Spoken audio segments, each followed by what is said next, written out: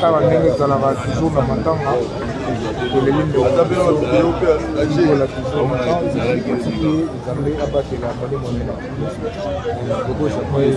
Maman Charlotte Pigeon à London, Ibrahim Yanzambe Pesantango toujours. Mes condoléances na bino, mes condoléances na biso tout. Tole la Gigola, Maman Charlotte Pigeon, Obosananga mwana na yo, Ibrahim Obwakanga.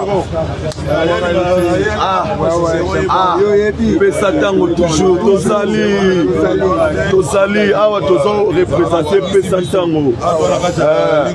Nakata Jet Set. Ah ouais. Donc tole la fina donc tout ça, nombreux tous ces belés. Donc tout ça na ba yaya, tout ça na ba master, tout ça na ba ndeko tout. Donc tole la. Pesantango.